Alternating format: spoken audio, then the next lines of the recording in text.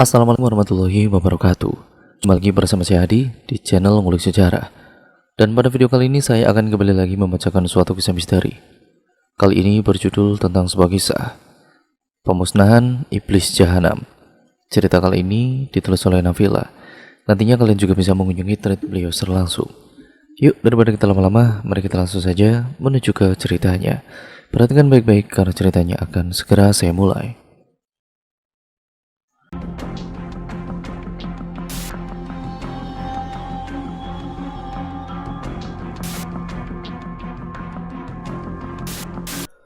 Aku, Rosara Putri Wijaya, anak dari pasangan Kunto Aji Wijaya dan Adya Sukma. Entah bagaimana mereka merencanakanku hingga 19 tahun lalu, aku dilahirkan sebagai anak yang memiliki sixth sense atau indera keenam. Orang-orang biasanya menyebut dengan sebutan anak indigo. Aku tidak tahu bagaimana awalnya, namun aku tahu betul bahwa dari pihak ayah dan ibuku tidak ada yang memiliki indera keenam. Jadi bagaimana mungkin aku mendapatkannya? Bahkan aku tidak pernah mengalami mati suri sebelumnya, apalagi mempelajari hal-hal yang berbau supranatural. Jadi bagaimana bisa kedua orang tuaku bahkan tidak mempercayai apa yang kulihat? Aku mulai bercerita pada ayah dan juga ibuku bahwa setiap malam ada seorang perempuan berbaju merah duduk di sofa depan TV. Mereka selalu berkata, "Itu tidak ada," atau "Kamu mungkin salah lihat kali. Bahkan hentikan bualanmu, Sarah." Bukan hanya itu yang kulihat. Setiap malam pun aku melihat seorang perempuan berkebaya kuning dan berwajah cantik sekali yang selalu memasuki kamarku dan adikku Raisa. Ia selalu bersenandung untuk kami. Memang suaranya lembut dan indah. Dan ketika aku menceritakannya pada orang tuaku, mereka akan berkata, "Dasar penakut," atau "Hantu itu tidak ada." Berhenti membual dan juga meracuni pikiran adikmu, Sarah. Daripada mereka, Raisa lah yang selalu percaya tentang ceritaku. Dia yang selalu memberikanku pengertian, sampai akhirnya aku berhenti membicarakan mereka. Pada ayah dan juga ibuku, aku hanya memendamnya bersama Raisa. Sampai akhirnya aku semakin tertekan dengan kemampuan ini. Rasanya aku tidak sanggup menjalani hari-hariku. Setiap hari yang terasa panjang, setiap hari yang penuh ketakutan. Apalagi ketika mereka menyadari bahwa aku bisa melihat mereka. Mereka akan mengikutiku sampai ke rumah, berusaha berbicara denganku, dan aku hanya bisa bersembunyi di bawah selimutku. Setiap aku merasa dalam ancaman, wanita berkebaya itu mendatangiku hingga makhluk-makhluk yang mengikutiku itu pergi. Bertahun-tahun aku hidup dalam ketakutan dan tekanan. Setiap malam wanita berkebaya itu mengunjungiku dan Raisa, menyanyikan kami lagu hingga aku lupa rasa takut. Bahkan Raisa pun mendengar senandung itu. "Kak Sarah, apa ada seseorang yang selalu menyanyikan untuk kita setiap malam ya? Aku selalu mendengarnya," kata Raisa suatu hari. Dan aku, ia berkata, bahwa ada seorang wanita cantik yang selalu mengunjungi kita dan kita tidak perlu takut karena dia baik hati dan tidak mengancam. Malah rasa-rasanya dia ingin menjaga dan melindungi kita. Wanita berkebaya selalu menyanyi untukku dan juga Raisa sampai kami beranjak remaja. Setelah itu aku tidak pernah melihatnya lagi. Terakhir kali dia bernyanyi untuk kami ketika aku berusia 12 tahun dan malam itu dia berada di dalam mimpiku. Dia terlihat amat sangat cantik sekali dalam balutan kebaya. Dia berjalan ke arahku, lalu memelukku lalu berkata, "Duk, Cahayu, janganlah kamu takut. Kamu memiliki kemampuan yang bisa menolong orang lain, bahkan menolong makhluk lain. Jangan sekalipun merasa takut, cucuku. Kamu memiliki derajat jauh lebih tinggi daripada mereka. Banyak yang harus kau lakukan, nak. Jangan tenggelam dalam ketakutanmu." Dia tersenyum kepadaku sembari mengusap rambutku. Lalu aku berkata, "Aku benar-benar takut. Ayah dan ibuku bahkan tidak mempercayaiku. Aku sendirian dalam kegelapan.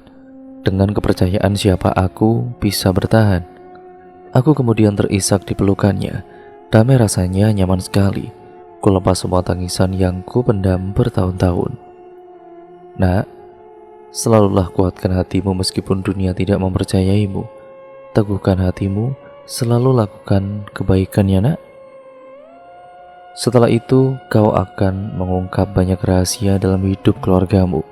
Banyak yang harus kau selesaikan. Itu kata-kata terakhirnya bagiku, dan mulai saat itu aku tidak pernah melihatnya kembali selama bertahun-tahun. Setelah menyelesaikan pendidikan menengah atas, aku kemudian melanjutkan pendidikan di Jogja. Aku diterima di salah satu universitas negeri di sana. Di Jogja, aku tinggal bersama kakekku namanya Adi Kusuma Wijaya. Aku lebih suka memanggilnya Eyang Kakung atau Yangkung, ya seperti panggilan dalam bahasa Jawa seperti umumnya. Dan orang-orang sekitar sini memanggilnya Mbah Kusumo. Di Jogja nantinya aku hanya tinggal berdua dengan Yangkung saja, karena kedua orang tuaku harus kembali ke Jakarta untuk mengurus pekerjaan mereka, dan Raisa melanjutkan sekolahnya juga di sana. Rumah Yangkung sangat besar bergaya khas rumah adat Jogja. Ada teras ruang depan yang luas juga, dan di sana banyak terdapat lukisan, kanvas kosong, wadah-wadah cat, dan kuas-kuas. Kemudian ada ruang keluarga yang juga luas. Ada 4 kamar tidur di sana, dapur, dan juga di belakang rumah terdapat gudang penyimpanan hasil panen. Di belakang rumah juga ditumbuhi berbagai pohon buah. Bahkan di sana terdapat pohon bambu kuning dan juga tebu hitam. Tapi kulihat hampir di setiap rumah terdapat pohon bambu kuning dan tebu hitam. Sarah, kau di sini baik-baik ya? Jangan merepotkan eyangkungmu, apalagi dengan imajinasimu itu, kata ayahku. Iya, ini adalah hal yang tidak pernah kusukai dari orang tuaku. Mereka selalu saja tidak pernah mempercayaiku. Sudahlah Haji, cucuku sudah cukup dewasa untuk mengetahui mana yang baik dan juga buruk. Dia sudah tumbuh dewasa, jadi kau tidak perlu khawatir. Seperti biasa, Yangkung selalu membelaku. Akhirnya siang itu mereka kembali ke Jakarta. Aku memeluk ibuku, kemudian ayahku, dan juga terakhir Raisa. Sebelum berlalu pergi, Raisa mengatakan, Mbak Sarah, kalau pulang jangan lupa membawa calon emas ya. Jangan jomblo terus. Dasar ya, anak itu selalu saja meledekku. Selepas kepergian orang tuaku hanya ada aku dan juga Yangkung. Aku mulai membereskan barang-barangku ke dalam kamar tidur. Di sini, kamar tidurku cukup luas. Terdapat satu dipan yang cukup untuk tidur 2 orang. Di atasnya terdapat kasur yang sangat nyaman, 2 almari yang lumayan besar.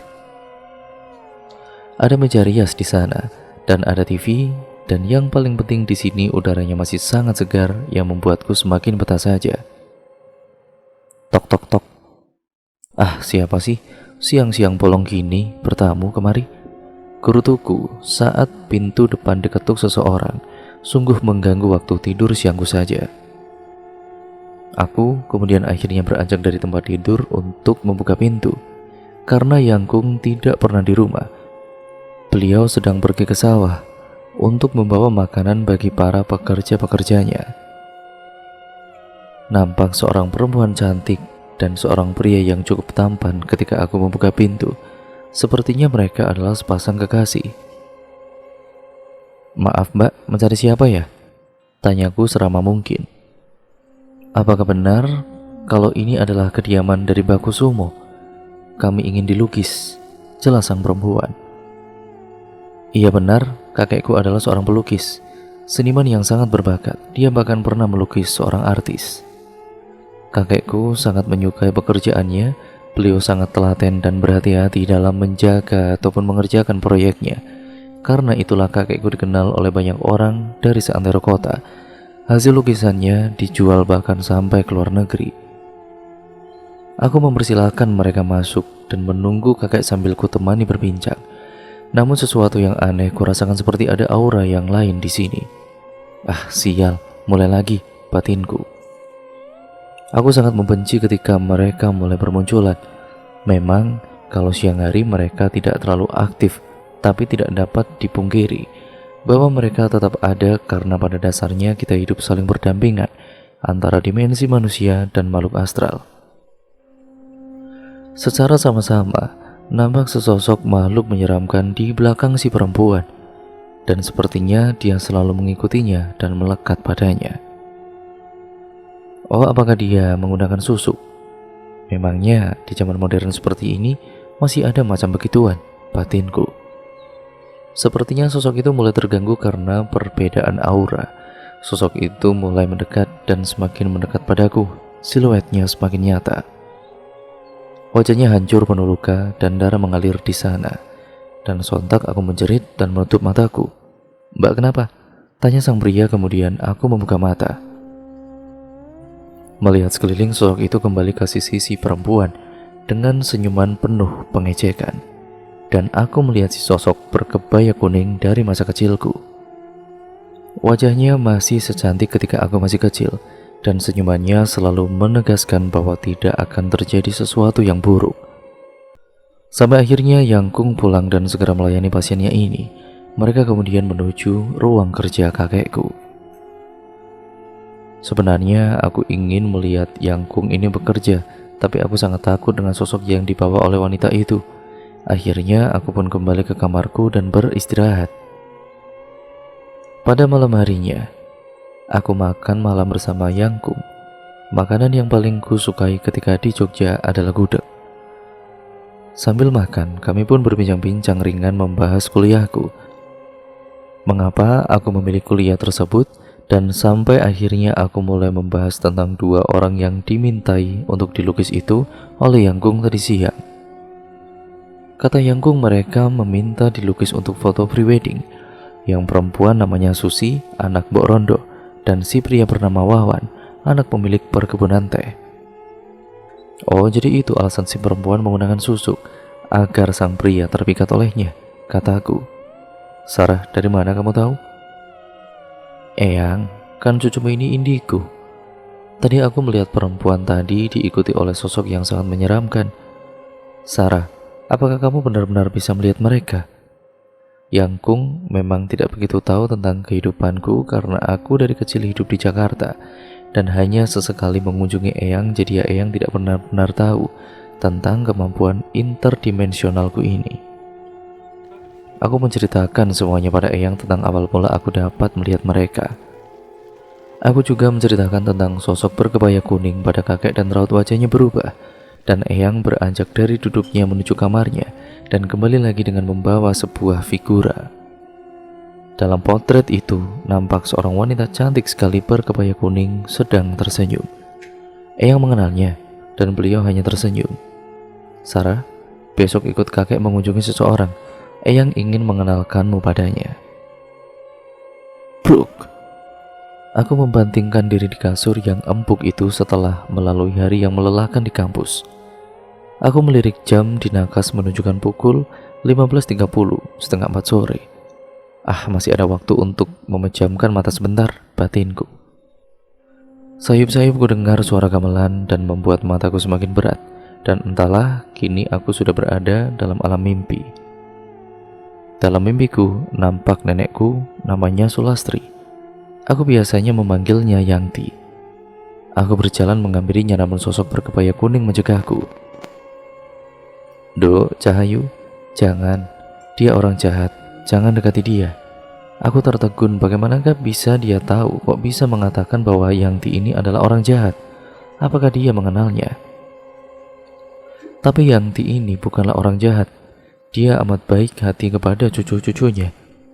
Teriakan Yanti membuyarkan lamunanku dari pikiranku sendiri. Kamu, jangan pernah menyentuh cucuku. Dan seketika itu wajah Yanti berubah menyeramkan. Aku menjerit dan akhirnya terbangun dengan Yang Kung sudah berada di dekat ranjangku. Sarah, kenapa? Dengan napas masih tersengal aku menjawab. Yanti jadi hantu menyeramkan. Makanya jangan tidur saat menjelang maghrib. Itu pamali. Sana mandi, terus makan, dan kita akan pergi ke rumah teman Eyang. Aku bergegas mandi. Kemudian setelah selesai berdandan, aku menemui Yang Kung di meja makan, mengambil bagian makananku dan mulai melahapnya. Seperti biasa, makananku habis tandas tidak tersisa. Di sela-sela makan, kami bercerita tentang hal-hal yang ringan. dan tidak membahas tentang mimpiku tadi. Setelah selesai makan dan membereskan bekas makan, kami bergegas pergi ke rumah teman Yangkung. Rumah teman Yangkung tidak jauh dari rumah, hanya beberapa gang dari sini. Ketika kami sampai di sana, aku melihat ada seorang perempuan cantik dan di dahinya terdapat batu berlian berwarna hijau. Dan bisa dipastikan dia bukan manusia. Dia adalah arwah dari seseorang yang dahulunya adalah keturunan bangsawan atau seorang petapa yang baik hati.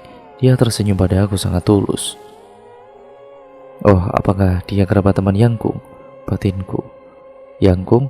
Apakah teman Yangkung ini berdarah biru? Tidak. Kenapa? Tidak apa-apa Yangkung, kataku sambil cengar-cengir. Sesamanya di depan rumah, Yangkung mengetuk pintu. Pada ketukan yang ketiga, terdengar slot kunci dibuka.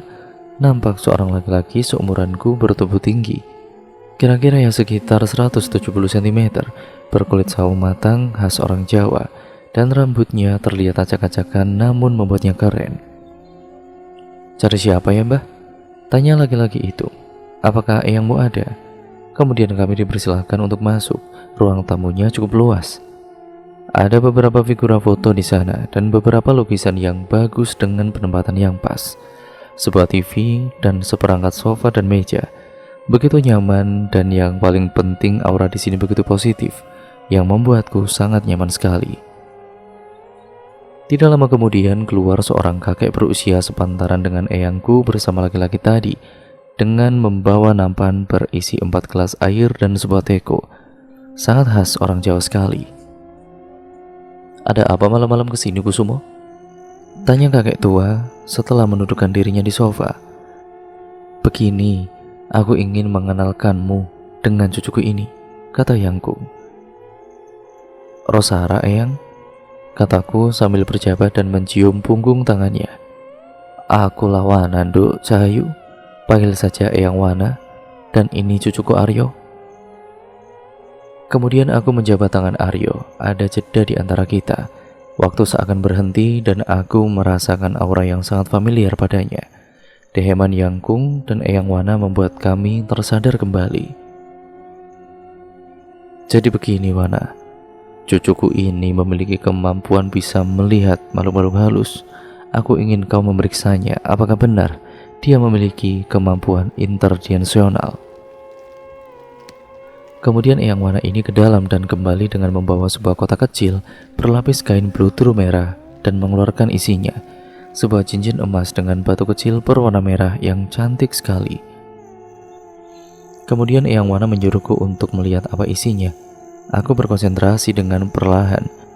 Aku melihat siluet yang lama-lama menjadi nyata. Nampak seorang pengantin mengenakan baju adat Jawa. Namun setelah semakin jelas ternyata kepala dari pengantin itu ternyata kuda. Aku menceritakan apa yang aku lihat pada mereka bertingkah dengan detail. Mereka menggeleng-gelengkan kepala tidak percaya, namun itulah kenyataannya. Kata Eyang Wana, itulah jimat jaran goyang.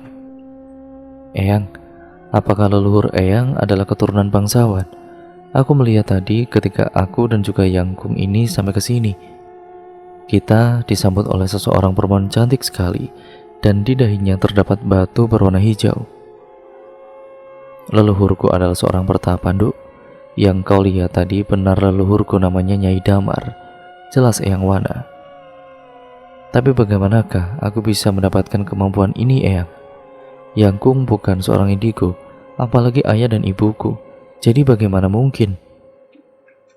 Eyang memangnya bisa seseorang mendapatkan kemampuan itu dengan sendirinya. Kalau aku kan turunan dari Eyang. Aryo pun ikut bertanya. Jika Gusti Allah mengendaki apapun, bisa dikerjakannya. Tetapi tentang dirimu, Eyangmu sendiri yang akan menjelaskan, Nduk. Aku berpaling pada Yangkung dengan tampang meminta penjelasan.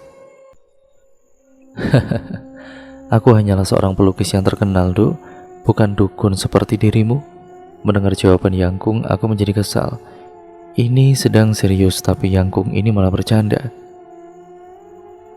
Eyang ini serius? Gerutuku padanya. Baiklah, baiklah. Jadi begini, Nduk. Ada jeda sebentar. Sampai akhirnya Yangkung kemudian menghela nafas dan melanjutkan. 19 tahun yang lalu, ketika ibumu mengandung dirimu, dia mengalami kecelakaan dan akhirnya pendarahan parah. Harus segera dilakukan tindakan operasi untuk menolongmu saat itu. Dan kemungkinan bayi selamat adalah 50% saja. Ayahmu, eyang, dan kami semua menyerahkan semuanya pada tim dokter dan selalu berdoa agar Tuhan tidak merenggutmu dari kami. Akhirnya 30 menit berlalu, dokter keluar dari ruang operasi. Namun kami semua tidak mendengar suara tangisanmu itu, nak. Raut wajah dokter juga tidak mengisyaratkan kebahagiaan. Dengan sangat kecewa dokter mengatakan bahwa kau tidak bisa diselamatkan. Yangkung menjeda ceritanya. Aku mendekati dan juga mengusap bahunya dengan lembut. Eyang tersenyum dan melanjutkan ceritanya. Kami yang mendengar hal itu pun yang menangis. Ayahmu menangis jadi-jadinya. Dia sangat kecewa pada dirinya sendiri. Katanya, andaikan dia yang mengantarkan ibumu, pasti kejadian tidak akan seperti ini. Akhirnya kami mulai mempersiapkan untuk pemakamanmu esok hari. Saat itu ibumu belum sadar, jadi belum mengetahui kalau kamu telah tiada. Saat itu pukul 10 malam, ibumu tersadar dan menanyakan bayinya. Ayahmu dengan berat hati mengatakan bahwa kau sudah tiada. Ibumu menangis sejadi-jadinya, meminta untuk melihatmu. Kemudian seorang perawat mendorong tubuhmu yang sudah mulai kaku dengan pucat pasi. Kemudian ibumu menaruhmu dalam pelukan sembari dia berkata, "Maafkan ibu, nak. Kembalilah pada ibu. Ibu ingin menebus kesalahan padamu. Ibu membutuhkanmu." Dan benar saja, setelah ibumu berucap demikian lalu menangis, kami semua mendengar tangisan kencangmu. Dokter memeriksa seluruh organ dan alat vitalmu. Semuanya ternyata normal, berfungsi dengan baik. Dan kamu hidup sampai sekarang menjadi gadis yang sangat cantik dan juga cerdas sekali seperti sekarang, Sarah. Tidak terasa air mataku menetes. Kemudian aku memeluk Yangkung yang terisak sejenak dalam pelukannya. Ternyata ada kisah di balik mata batinku. Aku pernah mengalami mati suri, itulah sebabnya aku dapat melihat lebih dari apa yang kalian lihat, merasakan apa yang kalian rasakan, dan menjalani hidup dalam bayangan hitam dan juga putih. Secara bersamaan tentunya lebih berat lagi daripada kalian orang normal pada umumnya. Langit sore Jogja memang sangat menawan. Jingga kemerahan yang amat cantik dan juga bintang gemilang yang indah adalah perpaduan yang sangat manis, menuntunku untuk menyusuri setapak. Hari ini aku pulang terlalu sore karena mengerjakan tugas kelompok terlebih dahulu. Namun aku tidak merasa kesal karena pulang terlampau sore, karena aku disuguhi teman perjalanan yang sangat indah, yaitu senja. Dalam waktu 24 jam, waktu paling aku sukai adalah pagi, namun aku tidak menampik bahwa senja itu sangatlah menawan dan aku tidak benar-benar berjalan sendirian. Ada seorang anak perempuan yang berjalan bersamaku. Rambutnya sebahu, berponi depan dan berbaju kuning. Dan dia adalah arwah yang sejak seminggu lalu mengikutiku. Dia selalu bersenandung dengan ceria. Teman perjalanan yang menyenangkan, bukan? Awalnya aku melihat dia menangis terseduh-seduh.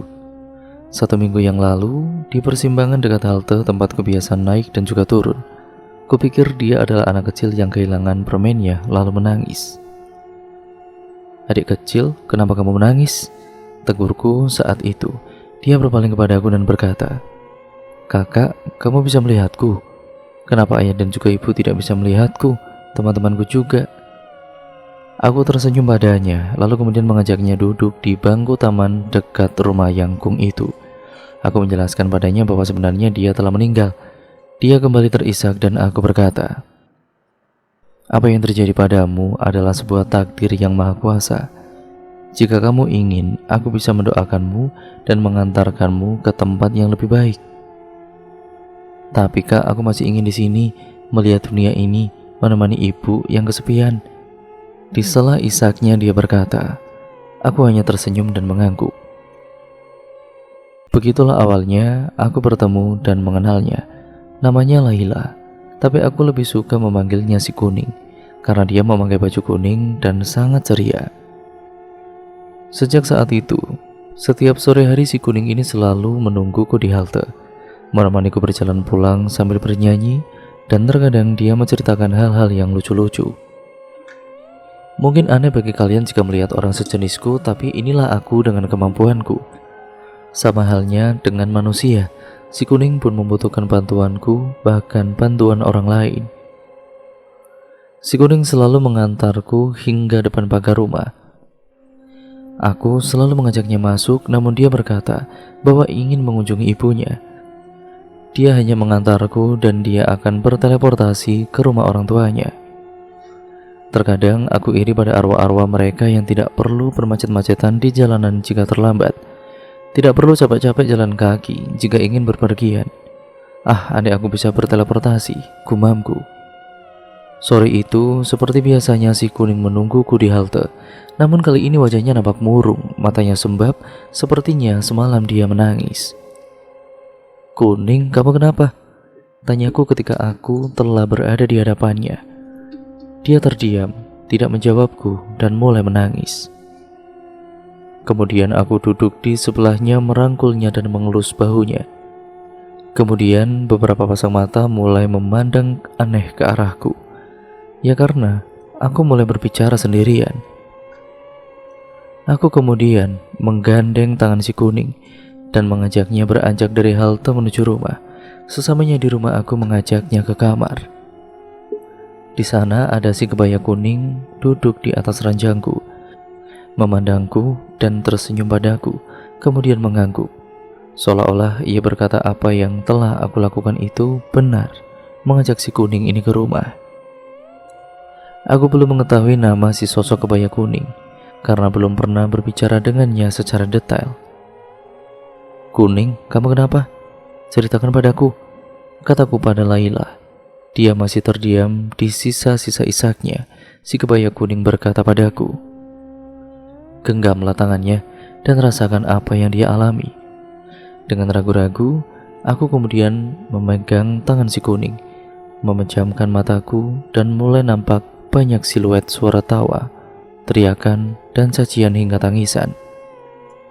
Semakin aku memfokuskan pandanganku, semuanya nampak nyata.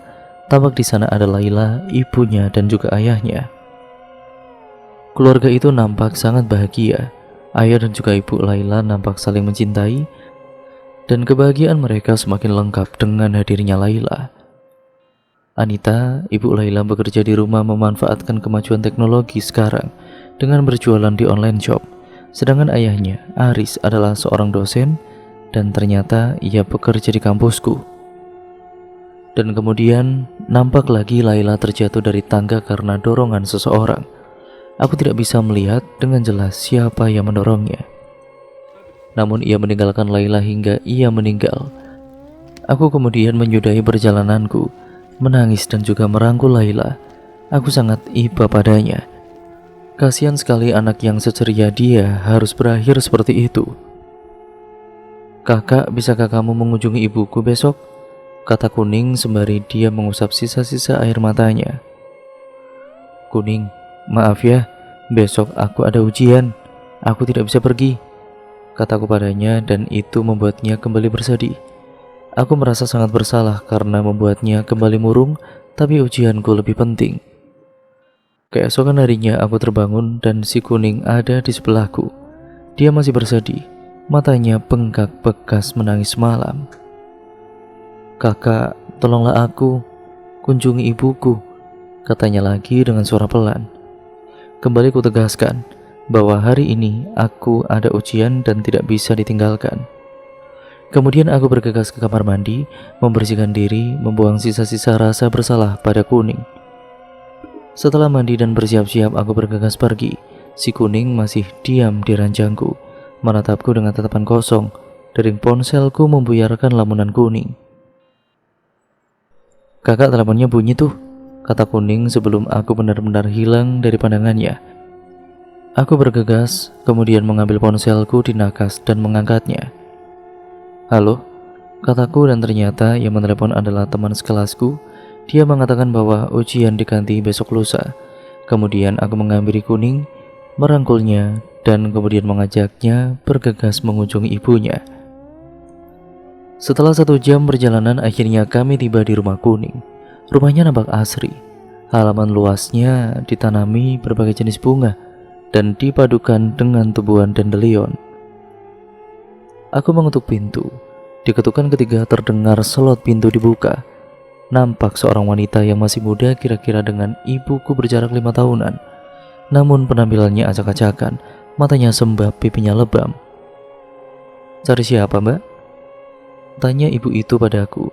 "Saya Rosara. Saya temannya Laila, Bu. Apakah benar ini rumah Laila?" Sontak saja ibu itu terjatuh menangis. Aku kemudian menghampirinya dan juga merangkulnya, mengajaknya masuk ke rumah, kemudian mengambilkannya air minum agar beliau lebih tenang. "Laila anakku sayang yang malang," katanya kemudian. "Bu Anita, ibu tidak perlu khawatir. Kuning baik-baik saja. Dia sangat manis, riang dan juga baik hati.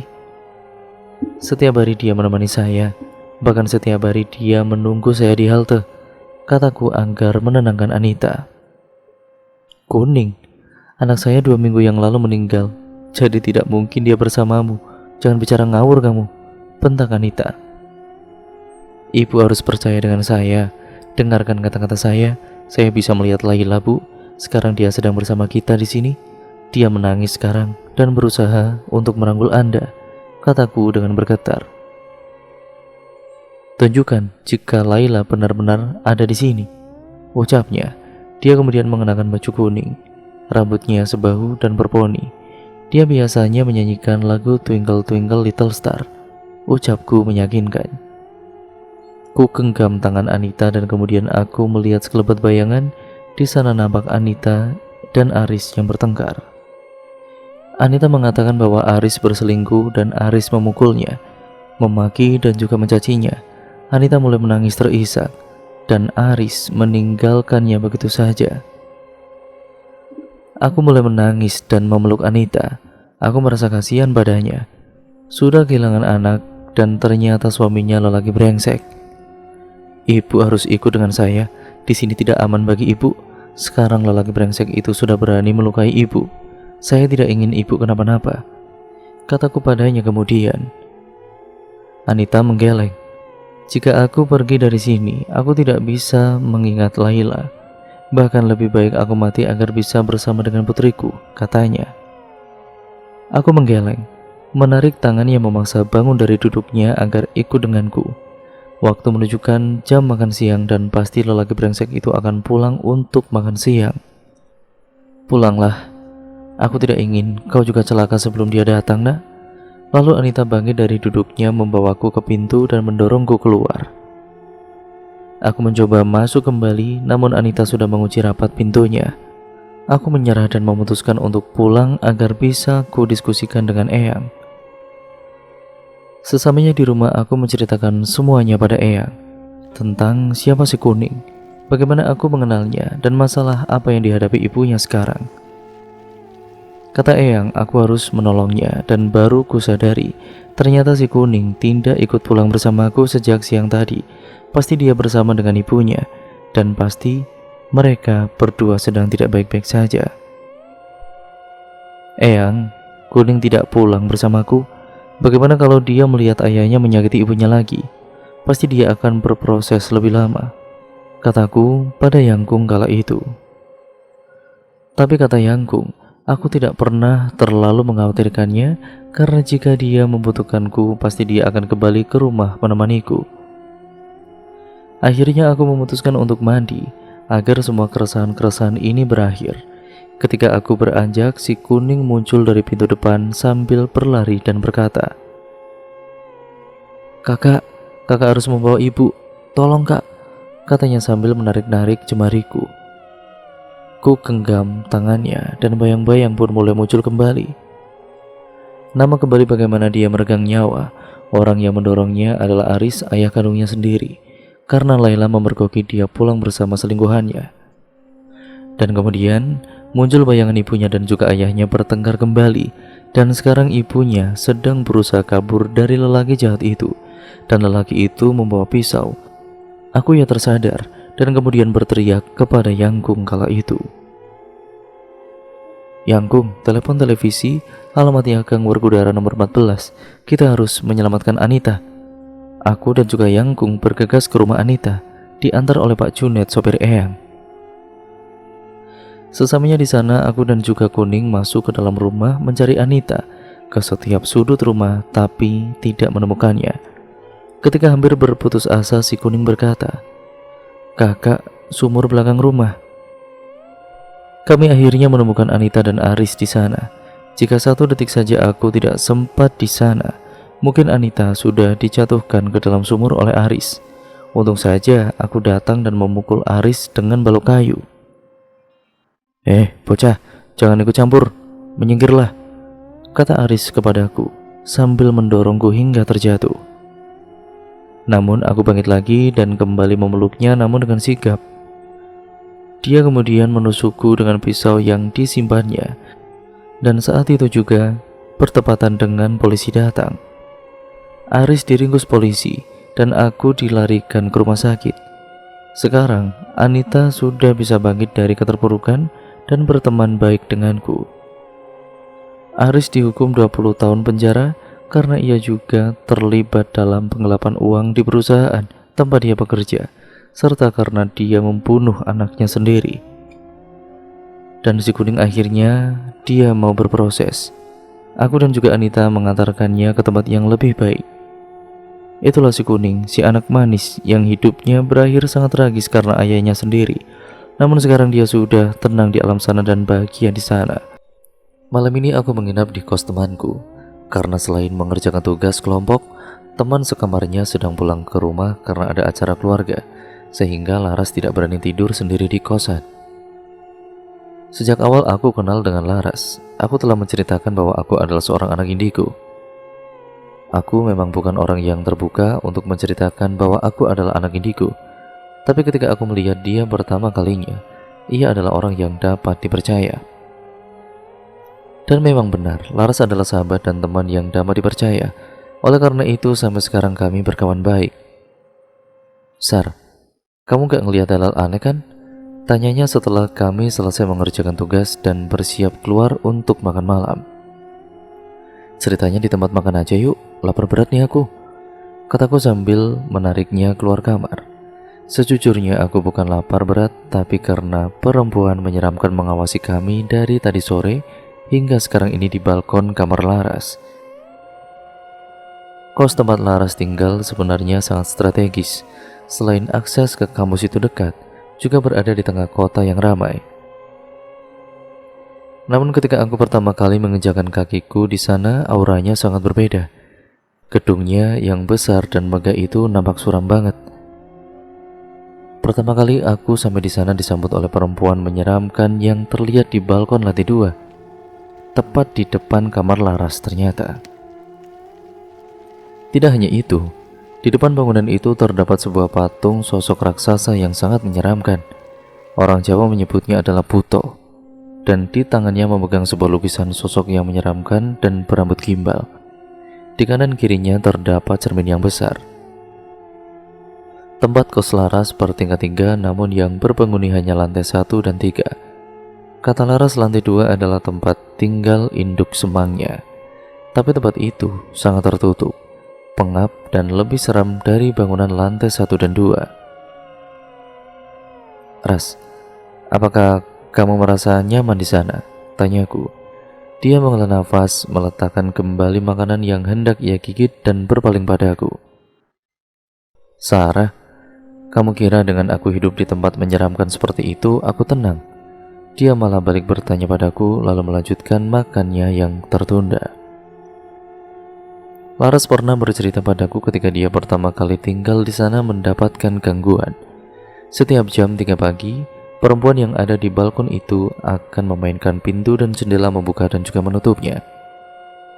Ya, aku berkata padanya saat pertama kali berkunjung bila ada sosok perempuan yang tinggal di balkonnya. Laras awalnya takut, namun lama-kelamaan dia terbiasa dan dia terkadang akan terbangun pada pukul 3 pagi dan ketika mata kuliah yang pertama tertidur di pojokan. Semenjak saat itu aku berkata padanya tidak perlu takut pada hal-hal seperti itu. Dan beberapa hari kemudian dia sudah tidak tertidur lagi di kelas. Dan tadi sewaktu aku dan juga Laras sampai di kosan induk Semang dan anggota keluarganya sedang berkumpul di ruang keluarga di lantai 2. Dan aku sempat mendengar mereka membicarakan Wangsit dan Kanjeng Ratu. Dan di sana di tengah-tengah mereka ada seekor kuda berkepala 2 dan 2 sosok menyeramkan induk Semang. Laras membawa sebuah wadah, di dalamnya terdapat bunga 7 rupa dan 2 telur ayam dan beberapa batang dupa. Sebelum ketahuan karena mengintip, aku bergegas naik ke kamar Laras. "Ras, sebenarnya induk Semangmu itu memiliki peliharaan," kataku kemudian. Laras tersedak cepat-cepat meminum dan juga terbahak-bahak. "Hahaha, iya, aku tahu ibu kendut itu memiliki 10 ekor kucing Anggora dan 2 kelinci Australia yang baru dibeli langsung dari Perth. Kan aku sudah memberitahumu, Rosara." Aku memutar bola mataku dan sedikit kesal berkata padanya, "Dia memiliki seekor kuda berkepala 2, didampingi 2 iblis kecil bermata hitam." Laras mengguncangkan bahuku dan berkata, "Astagfirullah, serius kamu? Enggak bercanda kan?" Dia terlihat pucat dan ketakutan. Bahkan aku kehilangan selera makan, tidak berniat menyentuh nasi gudeg favoritku. "Kita harus menghentikan ini, Ras. Atau kau ingin pindah kosan saja?" Laras menoleh padaku. Ia nampak sedih dan aku tahu itu pasti karena tidak mungkin dia berpindah kosan. Perusahaan orang tuanya sedang tidak baik sekarang, dan dia mulai berhemat sejak saat itu. Aku mengusap punggungnya dan tersenyum padanya lalu berkata, "Semuanya akan baik-baik saja." Kami sekarang sudah berada di kamar Laras. Perempuan itu sudah berdiri di balkon. Sekarang dia malah nampak ketakutan, padahal sebelum kami pergi dia masih biasa saja. "Apakah ada yang mengikuti kami?" gumamku dalam hati. Aku mengedarkan pandangan pada seluruh ruangan kamar itu, dan tidak tampak ada yang mengikuti kami. Mungkin karena aku bisa melihatnya. Mungkin dia ketakutan, pikirku. Kami akhirnya bersiap untuk tidur. Mulai dari membersihkan diri dan juga berdoa bersama untuk menolak roh-roh jahat. Setelah itu, aku dan juga Laras tidur. Belum lama memejamkan mata, aku telah sampai di alam mimpi. Di sana, aku melihat si kebaya kuning melambai padaku, dan aku menghampirinya, namun kemudian raut wajahnya sangat panik lalu berkata, "Nak, kamu harus menyelesaikannya sekarang juga. Ajak temanmu keluar dari sana malam ini juga." Dia mendorongku dan aku tersadar dari tidurku. Samar-samar aku mendengar suara deru kaki. Itu bukan kaki manusia. Suaranya seperti tapal kuda. Aku mengedarkan pandanganku. Wanita yang ada di balkon sekarang telah masuk ke kamar Laras. Raut wajahnya semakin ketakutan. Dari tatapannya dia meminta tolong. Aku tidak mengerti dia ingin meminta tolong apa, jadi ku abaikan saja. Ku bangunkan Laras agar mulai mengemasi barang-barangnya. Laras, bangun." Dia mulai terjaga dan kemudian mengucek matanya lalu menyaut, "Ada apa, Sar? Apakah sudah pagi?" "Cepat kemasi barang-barangmu. Kita ke rumahku sekarang juga. Aku sudah menyuruh sopir kakekku untuk menjemput kita." Dia nampak bingung. "Sudah, jangan banyak bertanya, nanti akan aku ceritakan," kataku padanya, dan akhirnya kami mulai mengemasi barang-barang. Hanya membawa barang berharga dan baju-baju saja, sisanya kami akan mengambilnya besok hari. Sopir Eyangkung sudah sampai pada kala itu. Ketika kami tiba di luar dengan barang-barang yang bisa kami bawa, aku mendengar suara kuda itu, dan suaranya hampir dekat. Aku mengajak Laras lebih cepat lagi. Namun, belum sampai kami di dekat mobil, kuda dan juga kedua perempuan bermata hitam itu menemukan kami kala itu. Aku kemudian melepaskan kalung yang kupakai di leherku, dan aku berdoa sambil menunjukkan kalung pada makhluk itu. Dan ya, makhluk itu tidak mendekat dan kami bergegas masuk mobil dan berlalu. Aku melihat ke balkon, wanita itu berdiri di sana, masih dengan tatapan minta tolong dan tidak rela ditinggalkan. "Sar, ada apa sebenarnya?" tanya Laras ketika di perjalanan. Aku menghela nafas lalu mulai bercerita tentang mimpiku dan apa yang kulihat tadi siang ketika ke kosannya. Sepertinya makhluk itu merasa terancam dan mencari kita, Ras. Tapi makhluk itu tidak bisa keluar dari sana karena diperintahkan hanya di tempat itu, kataku kemudian. Oh iya, Sar. Sebenarnya setiap malam yang menggangguku adalah suara derap kaki kuda itu. Kadang-kadang ada suara tertawa dari lorong-lorong, bukan dari balkon. Dan katanya, dulu di balkon kamarku itu ada perempuan yang jatuh dari sana dan meninggal dunia. Terang Laras padaku. Aku jadi teringat wanita di balkon itu. Itu pasti yang dimaksud oleh Laras. Pak, kita putar balik sekarang saja ya kembali ke kosan, kataku pada Pak sopir. Lalu aku menelepon kakekku untuk menyusul kami. Sesampainya di sana, aku bergegas turun menuju lantai 2, tempat di mana biang kerusuhan ini terjadi ataupun tinggal. Aku mempercepat lariku karena sudah geram pada si gendut pemilik kosan itu, mengetuk pintu kamarnya dengan tidak sabaran. Setelah 1 menit kenop pintu berputar, tanda si empunya kamar telah terbangun. Ibu, Anda harus menghentikan kegilaan ini. Anda tidak berhak menghilangkan nyawa orang yang tidak berdosa sebagai pengganti dosa ibu. Anak ingusan, apa maksudmu berkata seperti itu? Anak kemarin sore saja sudah sok menasihatiku, katanya tidak mau kalah. Ibu melakukan pesugihan kan? Kuda itu sekarang mengincar teman saya. Hentikan atau Anda akan menyesal selamanya, teriakku padanya. Oh, jadi kamu mengetahuinya? Bukan temanmu, tapi nyawamu lah yang akan melayang kali ini. Katanya sambil berlalu masuk ke kamarnya lagi dan membanting pintunya. Kemudian Laras, Yangkung, dan juga Wana, dan juga Aryo juga datang kala itu. Sarah, kamu gak kenapa-napa kan? Tanya Yangkung lalu menggeleng dan tersenyum. Di belakang mereka nampak si kebaya kuning. Dia menatap ke lantai atas, dan aku segera mengerti bahwa kunci dari semua itu ada di atas sana, yaitu si perempuan balkon. Aku bergegas berlari ke atas disusul oleh Aryo dan juga Laras, kemudian eyang-eyang yang sangat pengertian itu. Aku meminta kunci kamar pada Laras, membukanya, dan masuk mencari si perempuan tersebut. Ya, dia masih di sana. Di balkon itu bersama si kebaya, aku menghampiri mereka. Apa yang terjadi padamu? Apa yang dilakukan makhluk-makhluk itu padamu? Kataku langsung pada inti permasalahannya. Belum juga perempuan itu menjawab, aku mulai mendengar suara langkah kuda itu. Refleks aku berteriak. Yang mana? Tolong tahan makhluk itu sebentar. Namun aku terlambat. Kuda itu ternyata menerobos masuk terlebih dahulu, berlari ke arahku, mendorongku dengan kedua kakinya dan aku terpental. Aryo buru-buru membantuku berdiri. Kuda itu kembali ingin menyerangku, namun perempuan itu menghalaunya, dan kemudian ia terpental hampir terjatuh dari balkon. Kemudian aku menangkap tangannya, membuatnya kembali ke atas, dan aku samar-samar melihat apa yang terjadi di sana. Aku melihat ia bertengkar dengan induk semang gendut itu, membicarakan tentang pesugihannya juga. Dan ya, si induk semang itu sangat acuh tidak acuh pada keluhan anak kosnya.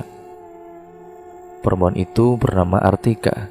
Dia rajin beribadah, dan oleh sebab itu dia mendapatkan gangguan dari kuda dan juga 2 iblis itu.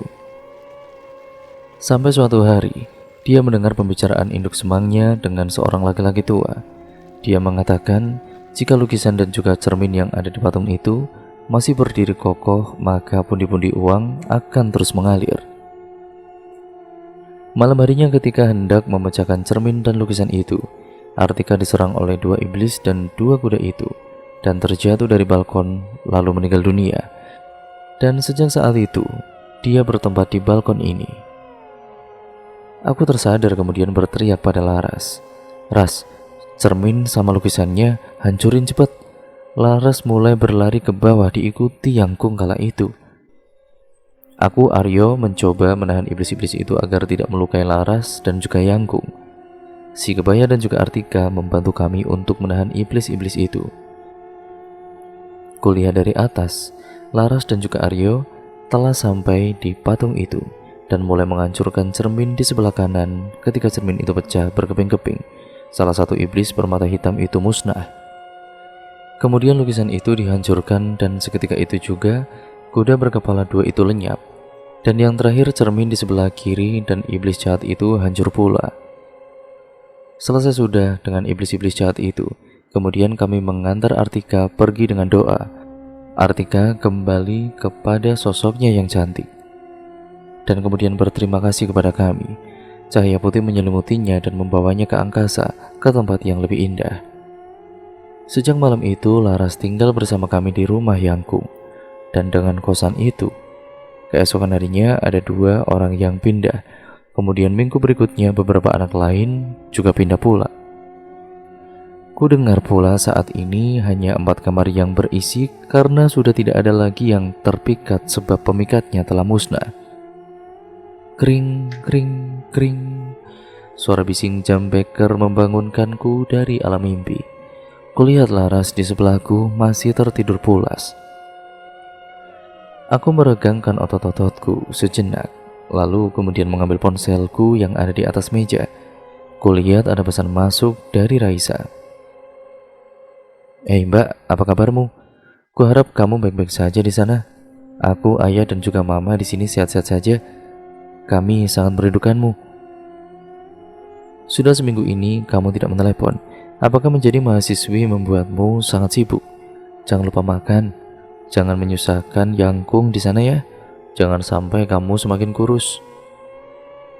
Oh iya, besok aku akan berangkat ke Jogja karena sudah selesai ujianku. Tunggu aku ya, Sista.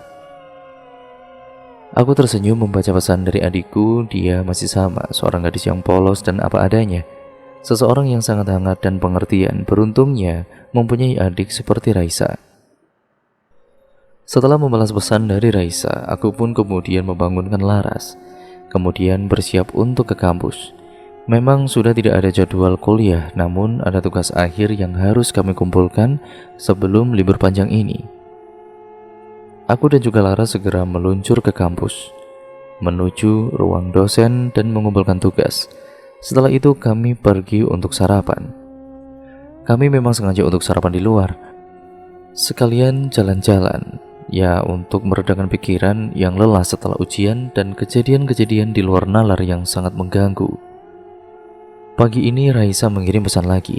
Ia berkata bahwa 1 jam lagi akan sampai di stasiun. Raisa kali ini ke Jogja sendirian karena orang tuaku ada dinas di Surabaya 1 bulan ke depan. Ketika aku hendak berangkat, pintu depan diketuk seseorang. Sebentar, kataku sambil berjalan tergesa-gesa ke depan. Kubuka pintu, nampak wajah tampan Aryo dengan senyum manisnya. Sarah, sudah mau berangkat? Tanyanya padaku. Ah, iya nih, Yok. Kamu ada apa kemari? Oh iya, silakan masuk, kataku. Aryo menggeleng lalu menarik tanganku, membawaku ke mobilnya.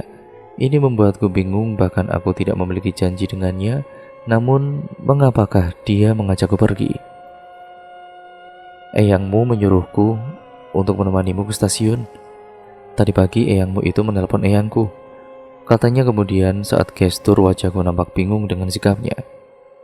Aryo membukakan pintu untukku dan kemudian mengisyaratkanku untuk masuk. Aku menurut dan dia kemudian duduk di belakang kemudi.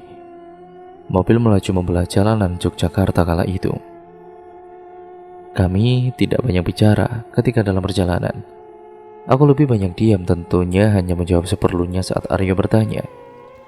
Oh ya, Sar, tadi pagi eyangmu ke rumah mengajak eyangku pergi.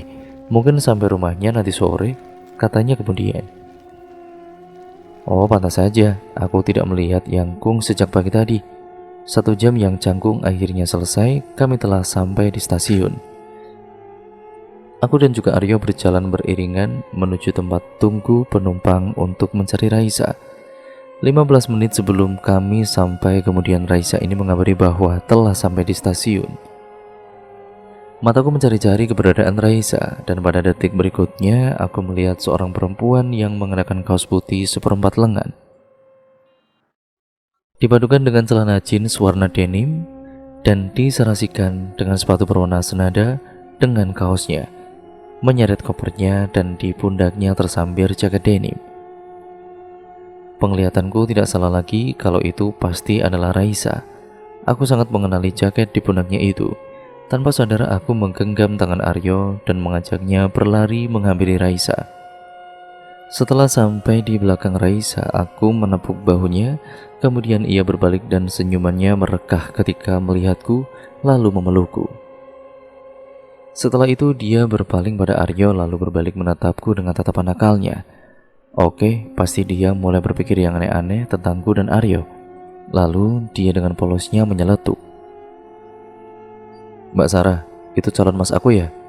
Katanya padaku dan kemudian dia menjabat tangan Aryo sembari memperkenalkan diri. Dibanding aku, Raisa ini memang lebih ekstrovert, sedangkan aku sangat introvert. Terkadang aku merasa malu ketika bersama Raisa karena dia sangat suka usil dan menggoda. Sebelum dia bersuara lagi, aku menyeretnya ke dalam mobil dan menyuruh Aryo cepat-cepat melajukan mobil dengan dalih Yangkung sudah menunggu kami. Malam harinya setelah kami makan malam, Raisa membantu aku dan juga Laras mencuci piring dan membereskan meja makan.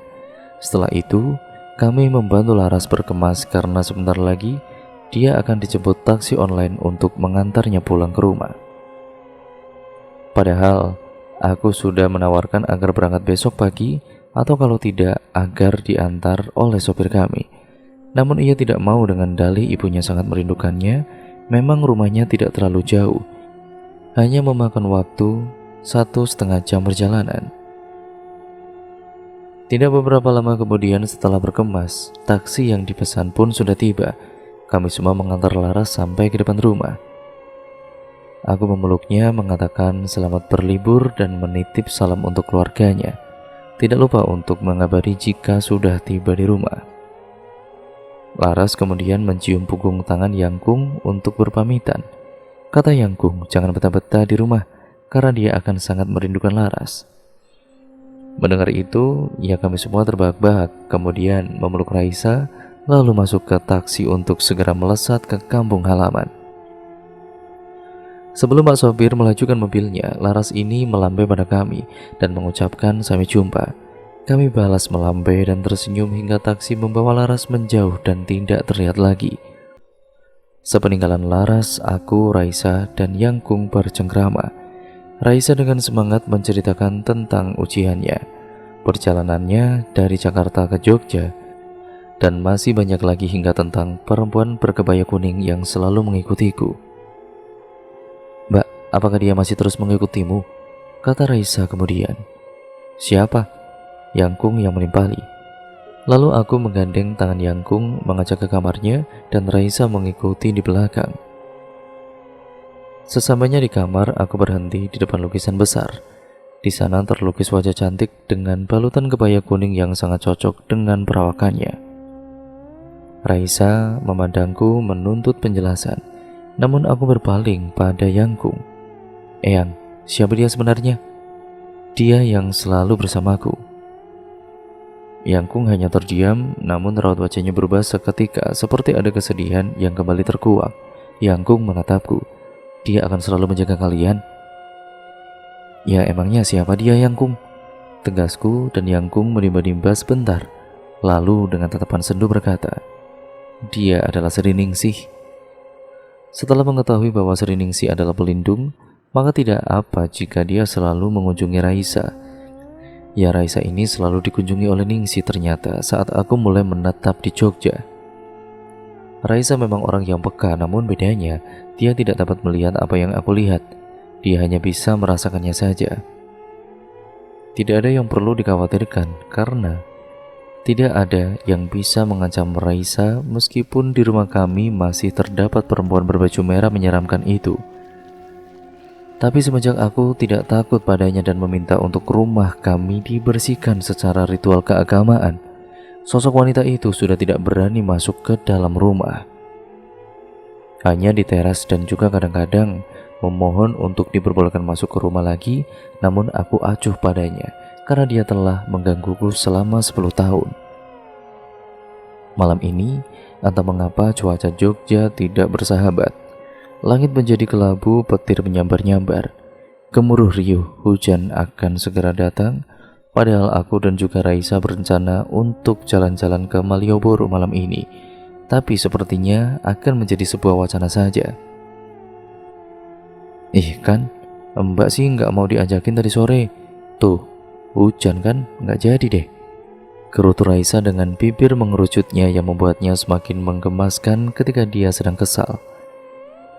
Aku hanya tersenyum menghadapi tingkahnya yang masih seperti anak TK yang lupa tidak dibelikan permen. Akhirnya aku memutuskan untuk mengajaknya menonton drama Korea saja. Jika sudah merajuk, Raisa harus diluluhkan dengan drakor. Kami kemudian men-setting kamar tidur menjadi bioskop mini ala Sarah dan Raisa, menyiapkan popcorn, soda, dan jadilah kasur kami ini mini bioskop yang lengkap.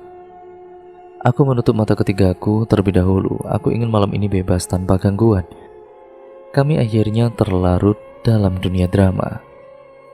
Setelah kami menghabiskan 3 episode, kantuk menguasaiku. Akhirnya aku mulai merebahkan badanku. Mataku sangat berat dan aku tidak ingat apapun lagi. Namun sayup-sayupku dengar sebuah suara memanggil namaku.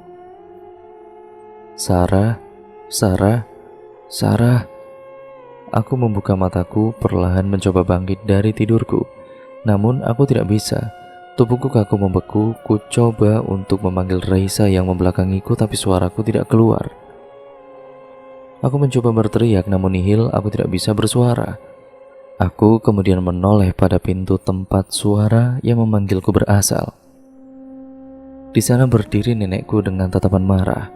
Dia mulai berteriak dan dengan cepat menuju arahku, menindihku dan mulai menyerapahiku. Dasar perempuan jalang, karena kau terlalu bersinar, semua rencanaku berantakan. Aku hanya terdiam karena tidak mengerti apa yang dipermasalahkan. Aku tidak mengerti apapun tentang rencana yang disusun nenekku. Yang ku ketahui dahulu nenekku begitu menyayangi aku. Dasar anak tidak tahu diuntung. Kau harus bertanggung jawab. Aku akan mengambil jiwamu. Katanya kemudian tertawa hingga memekakkan telingaku. Setelah tawanya terhenti, ia mencekiku hingga napasku semakin sesak. Tubuhku masih kaku, tidak bisa digerakkan. Nafasku semakin berat dan berpikiran akan berakhir sudah hidupku di sini.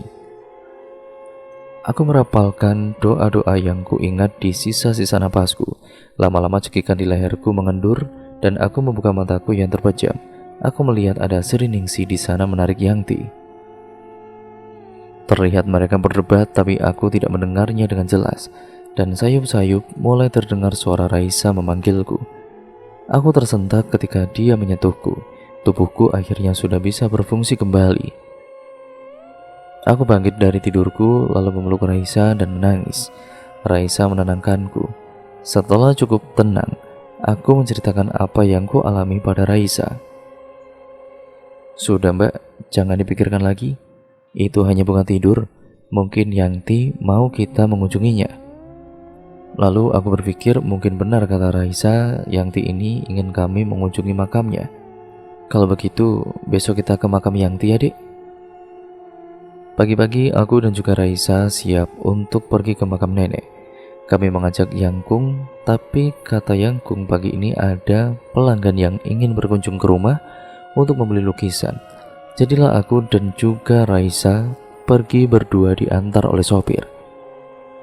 Sejujurnya aku tidak suka pergi ke tempat pemakaman umum karena di sana banyak sekali makhluk-makhluk yang menyeramkan. Mulai dari kuntilanak hingga hantu tanpa kepala ada di sana. Ada juga arwah yang masih penasaran berkeliaran di sebelah makamnya dan masih tidak percaya bahwa ia telah meninggal dunia. Sesamanya di makam, kami membeli bunga tabur dan air mawar di pintu makam. Tidak jauh dari sana berdiri seorang perempuan berbaju putih dan apa yang ada di tangannya, dia membawa kepalanya sendiri di tangannya. Raisa, jangan lewat situ ya. Ada perempuan yang lagi megangin tangannya gini, kataku sambil memperhatikan bagaimana posisi wanita itu. Penjual bunga yang ada di depanku kemudian bergidik ngeri. Mbak, lain kali jangan kayak gitu di depan orang yang gak kita kenal kata Raisa mengingatkan. Memang dari dulu dia selalu seperti itu. Katanya dia tidak ingin orang-orang menganggapku aneh karena kemampuanku ini. Akhirnya kami menuju makam Yangti. Sesamanya di sana, nama di batu nisannya berubah menjadi Sri Ningsi. Padahal terakhir kali kesini namanya masih Sulastri. Aku dan juga Raisa saling berpandangan, bingung tidak mengerti apa yang sebenarnya terjadi dengan semua ini. Akhirnya kami berdua mencari kuburan Yanti yang sebenarnya. Kami telah mengitari semua makam dan tidak ada yang bernama Sulastri. Akhirnya kami menyerah dengan keanehan ini dan akan menanyakan semua ini pada Yangkung.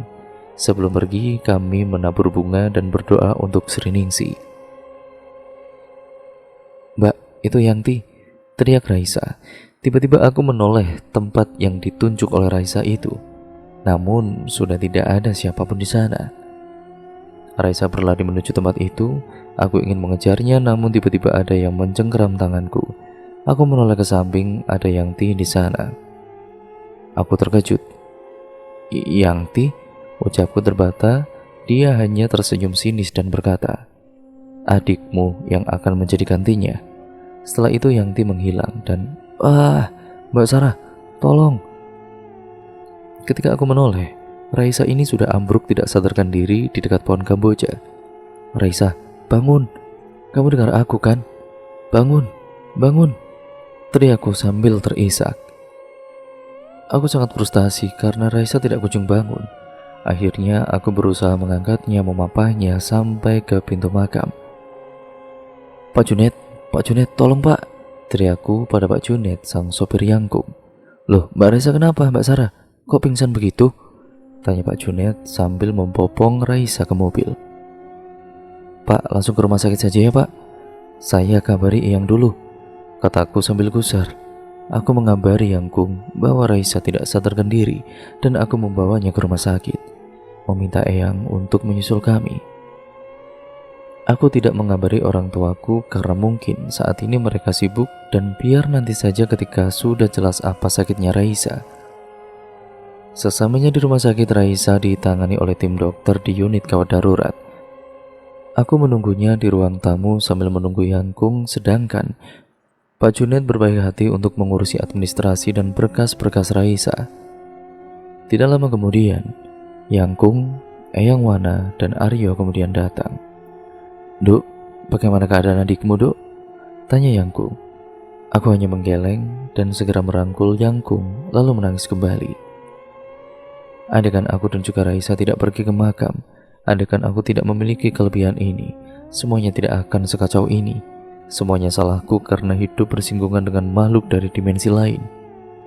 Aku semakin terisak dan merutuki diriku sendiri karena kelebihan bodoh ini menjadikan adikku ini korbannya. Bagaimana jika Raisa tidak bangun? Apa kata orang tuaku nanti? Mereka akan membuangku dan juga membenciku. "Eyang, aku ingin mata ketigaku ini dihancurkan saja," kataku pada Yangkung setelah tenang. Belum sempat menjawab pertanyaanku, dokter keluar dari ruangan. "Bagaimana keadaan cucu saya, Dok?" tanya Yangkung pada dokter. "Jadi begini, ada keanehan yang terjadi. Kami tidak menemukan apapun yang salah dari diri pasien. Semuanya baik-baik saja. Namun pasien tidak bisa sadarkan diri," jelas dokter. "Apa maksud Anda? Adik saya koma, Dok?" tanyaku kemudian. Dokter hanya mengangguk dan meminta maaf serta berkata akan memberikan yang terbaik untuk Raisa. Orang tuaku akan segera terbang dari Surabaya ke Jogja. Yangkung telah mengabari mereka, entahlah nanti akan seperti apa mereka memarahiku ya karena aku tidak bisa menjaga Raisa dengan baik. "Apa yang kamu khawatirkan, Sar?" kata Aryo sambil memukul pundakku lirih, membuatku terkejut. "Bagaimana nanti? Pasti orang tuaku akan membenciku," kataku pasrah. Aryo menggenggam jemariku dan tersenyum padaku seakan mengatakan jangan khawatir, dan itu membuatku sedikit tenang. Sekarang Raisa dipindahkan ke ruang ICU, ditemani dengan Yangkung dan juga Eyang Wana di dalam. 2 jam kemudian orang tuaku sampai. Ibuku menangis, memelukku dan juga meminta maaf padaku karena tidak bisa menjagaku dan juga Raisa. Aku kira mereka akan memarahiku, memakiku karena kelebihanku ini. Kemudian mereka menengok Raisa ke dalam. Hanya aku yang belum melihat Raisa. Aku masih merasa bersalah padanya karena kekacauan ini karenaku. Setelah ayah dan juga ibuku keluar, giliran aku yang melihatnya. Aryo menemani. Kulihat ia terbaring di sana dengan infus terpasang di tangannya, oksigen dan juga alat-alat lain. Tapi bukankah kata dokter dia tidak apa-apa? Aryo, kita harus bisa bicara pada Eyang, ajakku pada Aryo. Eyang, sebenarnya apa yang terjadi? Tadi di makam, nisannya berubah namanya Sri Ningsih, kataku pada Eyang. Wajah semua orang tua yang ada di sana berubah gelisah, termasuk ayah dan juga ibuku. Bagaimana kalau Raisa kita bawa pulang saja? Karena ucapan Yang Kung ini terhenti. Ia menimbang-nimbang kata apa yang akan ia ucapkan kemudian. Baiklah, mari kita bawa pulang. Kita akan menyelesaikannya di rumah. Eyang Wana kemudian bersuara.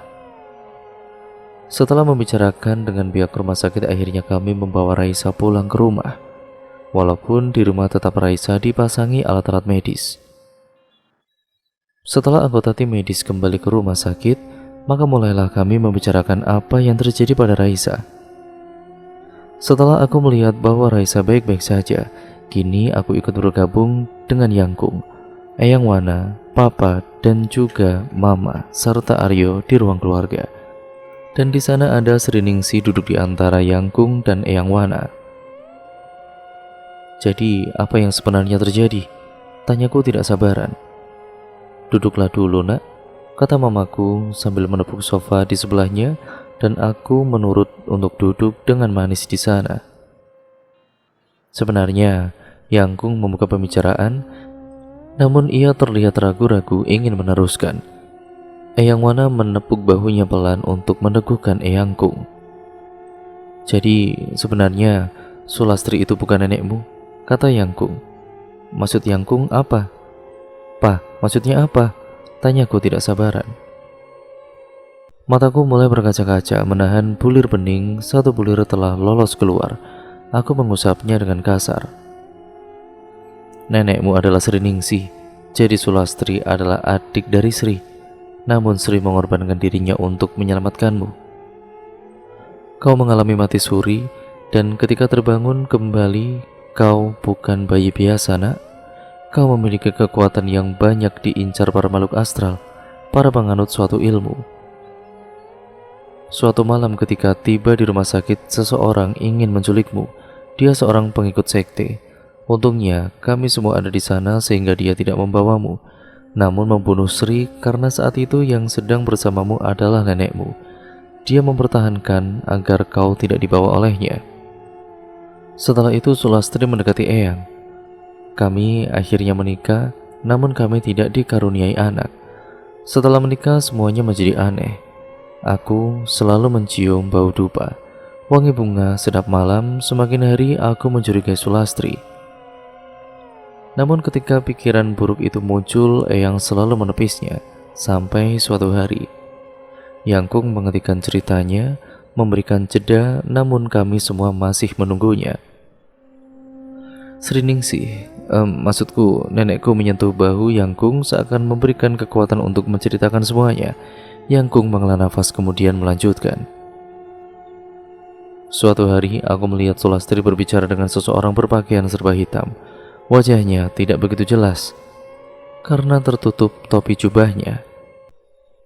Aku mendekat mendengarkan apa yang mereka bicarakan. Aku mendengar bahwa Sulastri akan menjadikanmu persembahan kepada iblis agar ilmunya menjadi sempurna. Aku terkejut mendengarnya. Dengan bergegas aku menyuruh kedua orang tuamu membawamu pergi dari sini. Kemudian aku pergi menemui Wana, karena dia satu-satunya temanku yang memiliki kemampuan supranatural. Wana menjagamu di rumahnya karena di sana aman. Kau anak yang begitu polos dan juga baik. Kau menuruti semua yang Sulastri katakan. Kami membuatmu sangat terancam. Pada malam bulan purnama, Sulastri memulai rangkaian ritualnya. Dia tidak mengetahui kau tidak ada di rumah. Sampai pada saatnya tiba, dia mencarimu namun tidak menemukanmu. Dia menanyakan padaku di mana kamu berada. Dia berkata ingin mengajakmu melihat pagelaran tari. Namun, aku membongkar semua niat jahatnya. Jadilah perang mulut antara aku dan Suka Sulastri. Ia mulai menyerangku, memukulku, dan menusukku dengan pisau. Lenganku tergores, aku membalasnya mencoba menusuknya. Pipinya tergores, namun tidak lama kemudian lukanya hilang seperti tidak ada benda tajam yang menggores di sana. Dia menyerangku kembali sampai pertahananku sudah semakin lemah. Dia sudah mengacungkan pisaunya untuk membunuhku. Namun Wana datang melemparkan belati ke arah Sulastri dan dia tumbang. Jelas Yangku. Dan hari itu Sulastri yang ku kenal sebagai nenekku meninggal. Kami memakamkannya di makam yang aku kunjungi bersama Raisa. Kata Yangkung, para anggota sekte itu menggali kubur Lastri untuk menghidupkannya kembali. Dan saat ini usiaku sudah hampir 20 tahun. Ia kembali untuk mengambil jiwaku. Namun ada Sri yang selalu melindungiku, dan gantinya ia membawa Raisa. Kata Eyang Wana, Raisa sekarang berada di alam antara dibawa oleh Sulastri. Setelah itu, dari kamar tempat Raisa dibaringkan, terdengar bunyi gaduh. Kami bergegas ke sana. Pemandangan di sana sangat mengejutkan. Kamar begitu berantakan dan Raisa terbangun dari ranjang. Banyak makhluk astral di sana dari sudut ke sudut. Eyang Wana kemudian segera merengkuh Raisa karena makhluk-makhluk itu mendekatinya. Aku dan juga Aryo berusaha menangkal makhluk itu agar tidak mendekat pada Raisa. Raisa akhirnya jatuh kembali dan makhluk-makhluk itu pun menghilang. Kita harus segera membawa jiwa Raisa kembali sebelum makhluk-makhluk yang ingin hidup kembali mengambil alih jasadnya, kata Eyang Wana. Sekarang, Raisa sedang di sana di alam antara dan juga aku harus membawanya kembali, tapi aku bukan mediator. Aku pun tidak bisa melakukan astral projection. Lalu bagaimana aku bisa membawa Raisa kembali? Aku yang akan menemani Sarah. Aku bisa melakukan astral projection, kata Aryo. Untunglah ada Eyang Wana dan Aryo yang selalu membantu kami. Kami bisa mengatasi semua kesulitan dengan bantuan mereka. Ingat, ketika di alam antara, tugas kalian hanya menemukan Raisa dan mengakhiri semuanya.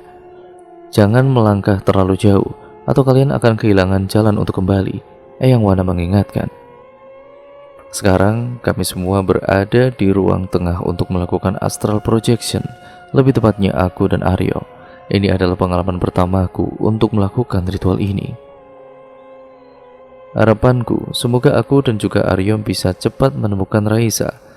Dan semua kegilaan ini berakhir agar keluarga kami bisa hidup dengan normal kembali. Aku dan juga Aryo berbaring di tengah-tengah Yangkung, Papa, Mama, dan Eyang Wana. Eyang Wana memberikan instruksi kepada kami berdua. Perhatikan bunyi ini, semakin dalam dan kalian akan mengantuk. Fokuslah pada bunyi ini, tenang dan semakin dalam. Lama-lama aku merasa mengantuk. Suara tik-tok seperti itu perlahan memudar dan digantikan dengan suara bacaan doa. Suara itu lalu terngiang di kepalaku. Akhirnya aku membuka mata dan aku melihat tubuhku dan juga tubuh Aryo terbaring di tengah-tengah kerumunan. Aku berhasil dan rasanya tidak sakit. Aku berpaling ke sisi yang lain dan Aryo juga sama, telah keluar dari raganya. Sungguh aku tidak percaya bagaimana bisa ini terjadi. Aryo, Sarah, sekarang apa yang kalian lihat di sana? Suara Eyang Wana masih bisa kami dengar. Kami hanya melihat tubuh kami dan ketika kami berbalik di sana, di belakang kami terdapat sebuah danau yang sangat luas di sana. Kami melihat danau, Eyang, kata Aryo kemudian. Sekarang kalian menyeberanglah ke sana. Di seberang danau itu tempat Raisa berada. Akhirnya, di dalam kegelapan kami bergegas menuju danau tersebut. Namun kami tidak dapat menemukan alat yang bisa membawa kami ke seberang sana. Tidak ada perahu atau apapun di sana. Danau ini mungkin sangat dalam dan aku tidak terlalu mahir berenang. Aryo, bagaimana kita bisa ke sana? Gak ada apapun yang bisa membantu, kataku putus asa. Bagaimana kalau kita berenang saja? Kita tidak punya banyak waktu. Aku menggeleng dengan usul Aryo itu. Sangat berbahaya, bagaimana kalau kita tenggelam dan tidak bisa kembali lagi ke dunia manusia? Sarah, Aryo, waktu kalian tidak banyak, segeralah ke sana. Suara Eyang Wana kembali mengisi pendengaran kami.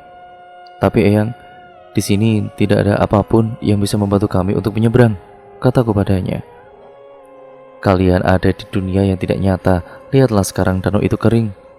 Kami menoleh kembali ke arah danau itu dan benar saja danau itu kering dan dasarnya pun tidak dalam. Kalian harus meyakini satu sama lain agar bisa menyelesaikan semua ini. Kalian harus saling percaya dan bekerja sama. Yakinlah bahwa semua yang kalian lihat adalah suatu ilusi saja, kata Eyang Wana lagi. Aku dan juga Aryo kemudian berjalan ke dalam danau tersebut. Sarah, percayalah padaku, apapun yang terjadi, aku akan membawamu dan juga Raisa kembali ke dunia kita, kata Aryo sambil menggandeng tanganku. Aku berusaha untuk percaya padanya. Kami menyusuri danau itu. Karena luasnya danau itu, kami tidak kunjung sampai di seberang. Yuk, kita istirahat dulu ya, aku capek, kataku pada Aryo. Sarah, kita sebentar lagi sampai, tinggal beberapa langkah lagi. Ayo jalan lagi, kata Aryo sambil menarik tanganku. Sungguh, kami berada di tengah-tengah danau ini. Jadi bagaimana Aryo bisa mengatakan bahwa tinggal beberapa langkah lagi? Aku hendak memprotes namun kakiku mulai terasa basah. Aku melihat ke bawah dan air semakin naik. Aryo, lihat, ada air dan semakin banyak, kataku panik. Aryo menarik tanganku, kita berlari menuju pinggir danau. Namun air semakin banyak dan tinggi.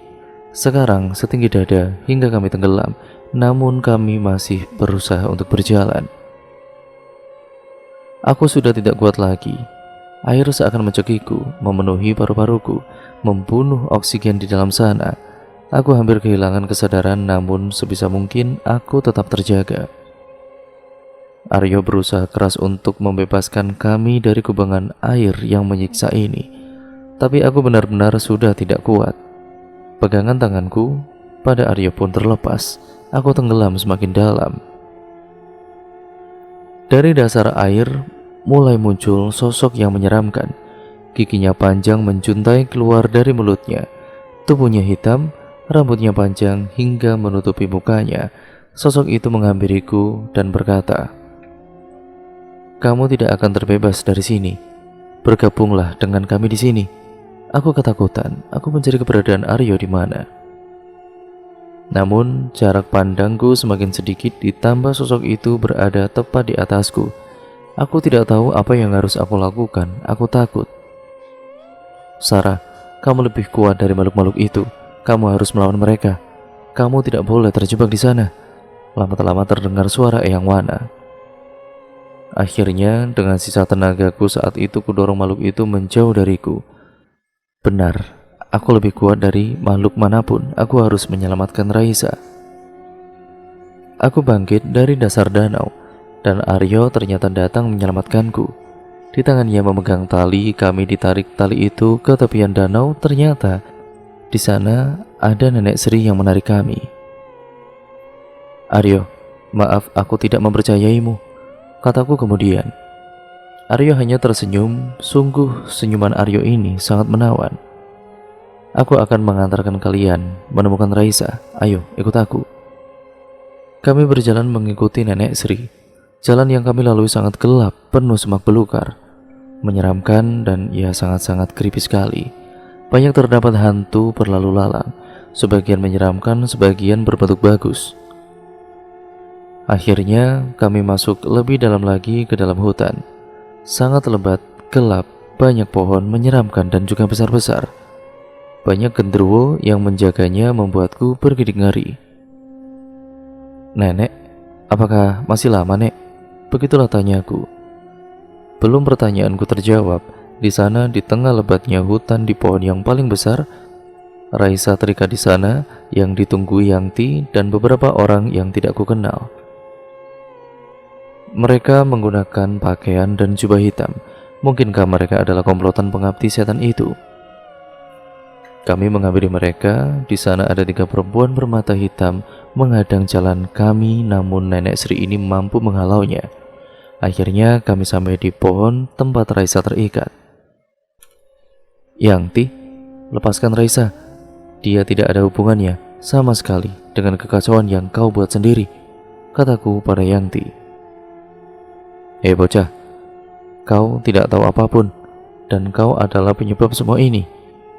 Kemudian Yangti menuju ke arahku dengan cepat, membawaku dalam cengkramannya dan kemudian membantingku pada sebuah pohon, dan aku terjatuh. Kemudian dia mencekiku.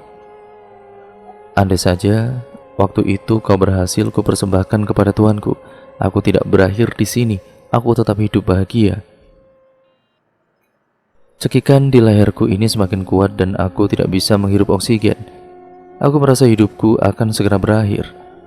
Namun tiba-tiba Yangti terpelanting ke samping. Ternyata Aryo yang menolongku. Dan di sana Nenek Sri telah membebaskan Raisa. Jika kau membawa yang satu, maka yang satu harus menjadi tumbalku, katanya sambil mencengkeramku. Tidak akan pernah kubiarkan cucu-cucuku menjadi tumbalmu, kata Nenek Sri menghardik Yangti. Akhirnya aku terlepas dari cengkeraman iblis jahat itu. Hei Sri, semua ini juga salahmu. Aku membencimu. Kau merebut semua milikku. Kau sungguh perempuan jalang, kata Yangti. Kau yang jalang, Lastri. Kau bersekutu dengan setan untuk menghancurkan keluargaku, Nenek Sri menimpali. Andaikan kau tidak merebut Mas Soma dariku, semua ini tidak mungkin terjadi. Kau mendapatkan semuanya, harta ayah, Mas Soma, kebahagiaan, sedangkan aku harus menahan rasa sakit sendirian.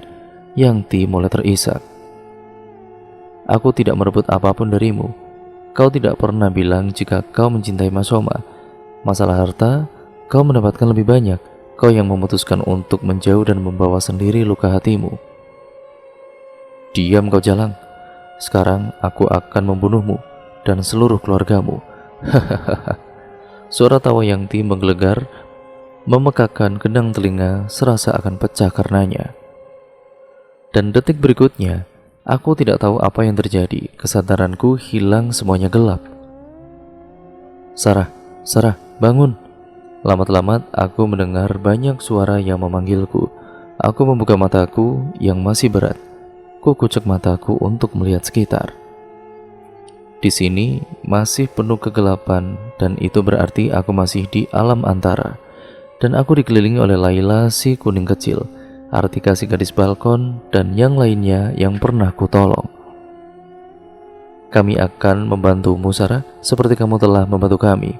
Sekarang ayo kita tolong mereka, kata Artika sambil menunjuk ke seberang. Di sana Nenek Sri, Aryo dan juga Raisa terikat di pohon. Di bawahnya kayu-kayu bakar tertata rapi. Astaga, iblis itu ingin membakar mereka. Eyang Wana, bagaimana ini? Tolong aku, kataku memanggil Eyang Wana, tapi tidak ada jawaban darinya. Wana, tolong cucu-cucuku. Aku memiliki alat untuk membunuh Lastri. Aku menyimpannya di balik lukisan Sri. Aku akan mengambilnya dan hantarkan pada Sarah, kata Yangkung pada Eyang Wana. Aku bisa mendengarnya dengan segurat senyum terukir. Sarah, kami akan mengulur waktu agar iblis itu lebih lama melakukan ritualnya, kata Artika.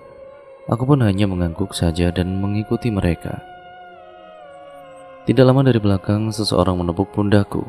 Itu Eyang Wana. Sarah, ayo selesaikan, katanya. Aku mengambil belati yang dibawa Eyang Wana. Aku dan juga Eyang Wana menuju tempat ritual itu. Di sana banyak anggota lain yang menghalangi. Dengan sisa kekuatan dan bantuan Eyang Wana, aku membasmi mereka. Dan sekarang ratu ilmu hitamnya yang kami hadapi. Yangti murka kembali dan dia merapalkan suatu mantra. Tiba-tiba sebuah pohon menjadi hidup. Rantingnya memanjang dan melilit Eyang Wana, kemudian melilitku juga. Aku menjadi sesak, napasku tercekat, pohon itu semakin kuat mencengkram, dan energiku semakin menurun. Sarah, ayo kamu bisa. Kamu lebih kuat dari iblis itu. Aku sudah tidak bisa melihat dengan jelas para makhluk astral itu, tapi aku yakin itu adalah teman-temanku. Sebelum energiku benar-benar habis, aku harus menyudahi kegilaan ini. Ku gerakkan tanganku dengan sisa tenagaku untuk menebas ranting pohon itu dengan belati. Dan akhirnya pohon itu hancur. Aku bergegas menuju Yangti yang sebenarnya lagi membakar nenek Sri itu. Aryo dan juga Raisa, aku mendorong Yangti hingga terpental ke tanah dengan energiku yang terakhir itu. Matilah dan hiduplah di neraka, dasar iblis jahanam, kataku sambil mengucapkan belati tepat di jantungnya dan dia menjadi abu. Semuanya selesai. Aku menghampiri Eyang Wana yang telah membebaskan Nenek Sri, Aryo dan juga Raisa. Aku berlari memeluk Raisa. Maafkan Mbak, karena membahayakanmu, kataku pada Raisa. Dia tersenyum dan balik memelukku. Setelah itu aku ganti memeluk Nenek Sri karena telah menjaga dan juga membantuku selama ini. Aku sangat berterima kasih padanya, dan aku memeluk Aryo juga selalu membantuku. Sekarang kalian harus kembali ke dunia nyata. Terima kasih telah mengakhiri semuanya, kata Nenek Sri. Dia kemudian menghilang dengan cahaya putih. Aku yakin dia telah pergi ke tempat yang lebih baik dan indah. Pejamkan mata kalian dan hilangkan semua kegelapan, dan kita akan kembali ke dunia kita, perintah Eyang Wana. Kami semua terbangun dan kemudian sudah berada di rumah kembali. Mama berteriak karena Raisa telah bangun. Papa memelukku. Akhirnya semua ini telah berakhir. Selamat Sarah, kamu telah berhasil. Aku mendengar suara seseorang tapi tidak bisa melihatnya. Aku tahu itu pasti suara Artika. Aku hanya tersenyum. Sekarang ini bukan masalah besar. Yang terpenting kami semua telah terbebas dari belenggu kegelapan. Itu sudah melegakan. Setelah penyelamatan Raisa dan pemusnahan si iblis Lastri, keesokan harinya aku, Raisa dan juga Yangkung, Papa dan juga Mama ziarah ke makam nenek. Kami membeli bunga dan air mawar di pintu makam. Biasanya, ketika pergi ke pemakaman aku dapat melihat makhluk-makhluk astral. Namun, sejak semalam aku tidak dapat melihat entitas yang energinya sangat sedikit. Hanya dapat mendengar lambat-lambat suaranya. Mbak Sarah, kok tumben kamu diam saja? Biasanya kan kamu bilang kalau di sana ada perempuan yang memegangi kepalanya. Celetuk Raisa yang lagi-lagi membuat penjual bunga bergidik ngeri. Aku memukul pelan tangan Raisa agar diam, sedangkan yang lain hanya bergeleng kepala sambil tersenyum melihat tingkah kami. Aku senang karena Raisa telah kembali, jadi kami ya bisa berbagi cerita kembali, dan yang lebih membahagiakan lagi, keluarga kami kembali aman dan tentram. Wana mengundang kita untuk makan siang di rumahnya. Ayo kita ke sana sekarang, ajak Yangkung. Kata Eyang Wana, semua ini harus dirayakan, jadi kami akan makan bersama di rumah Eyang Wana. Tidak membutuhkan ataupun memerlukan waktu yang lama untuk sampai di rumah keluarga Aryo. Sesampainya di sana, kami disambut oleh Eyang Wana, Aryo, serta ada seorang pria dan wanita seusia orang tuaku pada kala itu. Mama kemudian memeluk perempuan itu. Lama tidak ketemu ya, apa kabar? Mereka tampak akrab sekali. Kemudian mama ini mengenalkan aku dan juga Raisa kepada dua orang itu, yang ternyata adalah orang tua Aryo. Ayah Aryo namanya Wibowo. Ia adalah direktur suatu perusahaan di Lombok. Sedangkan ibunya ya namanya Mira. Dia adalah pemilik pusat perbelanjaan di Lombok juga. Maka dari itu Aryo tinggal di Jogja bersama kakeknya. Setelah berbasa-basi, akhirnya makan siang dimulai. Banyak makanan yang dihidangkan di atas meja. Semuanya makanan khas Jawa. Dan yang paling enak tentunya gudeg kesukaanku. Rasanya semua gudeg itu ingin kulahap sendirian. Setelah selesai makan siang, kami menuju ruang keluarga. Kata orang tua Aryo, kami akan menonton film lawas dari DVD. Padahal kan kami bisa pergi ke bioskop atau kita jalan-jalan saja. Kata Tante Mira, mereka ingin bernostalgia mengenang masa muda mereka. Ketika aku hendak duduk, tiba-tiba Aryo menarik lenganku, katanya, Sarah, kamu gak lihat di situ ada Mbak Uyut? Jangan asal duduk gitu dong. Aryo setengah membentakku. Tidak biasanya dia begitu padaku, tapi aku memang benar-benar tidak melihat siapapun di kursi itu. Tapi yuk, aku tidak melihat siapapun di sana, kataku sambil menunjuk kursi yang kosong itu. Apa maksudmu tidak melihat, nak? Tanya Eyang Wana. Eyang Wana pun menanyakan hal tersebut. Aduh, apakah aku ini buta atau apa? Apakah hanya aku yang tidak bisa melihat wujud dari Mbak Buyut itu? Aku menjadi takut dan mulai menangis. Yangkung, apa aku buta ya? Apakah hanya aku yang tidak bisa melihat Mbak Uyut? Kalian semua bisa melihatnya? Tanyaku dengan frustasi. Apakah kau benar-benar tidak melihat? Bagaimana bisa? Harusnya hanya kalian bertiga yang bisa melihatnya. Sarah, kau tidak melihat wanita yang dahinya ada batu berliannya? Tanya Yangkung pada kali itu. Aku hanya menggeleng dan berkata, dari semalam aku bahkan tidak melihat entitas apapun. Aku senang tidak bisa melihat mereka. Aku bisa tidur nyenyak, tidak perlu melihat hal-hal yang menyeramkan. Bisa hidup seperti orang normal seperti biasanya hidup yang dahulu selalu aku inginkan. Tapi entahlah, ada sesuatu yang kurang menurutku. Acara bernostalgia akhirnya batal dan berubah menjadi acara melihat apakah ada yang salah dengan diriku. Sungguh kenapa hari yang sempurna tidak bisa hinggap dalam diriku? Ya sekali saja. Semenjak aku membuka diri untuk bersinggungan dengan mereka yang tidak terlihat itu, hidupku semakin kacau saja. Eyang Wana memeriksaku dengan tenaga dalam, mencari di mana titik indera keenamku. Setelah ditemukan, dia mentransfer energinya. Di bagian itu rasanya ada sesuatu yang sangat menjalar. Rasanya awalnya menggelikan, namun ketika masuk terlalu dalam, rasanya nyeri dan juga sakit sekali. Sarah, sepertinya mata ketigamu rusak cukup parah. Oleh karena itu, kau tidak bisa melihat mereka kembali, kata Eyang Wana menerangkan. Mengapa bisa begitu? Aku penasaran mengapa bisa demikian. Malam itu, kau itu mengerahkan semua energimu, nak. Karena energimu banyak yang terbuang, dan itu menyebabkan mata ketigamu kehilangan fungsi secara penuh. Tapi aku yakin, kau masih bisa merasakan kehadiran mereka, namun hanya yang memiliki energi kecil saja. Aku mengangguk-ngangguk mendengar penjelasan Eyang Wana. Lalu, aku harus bagaimana? Tanyaku.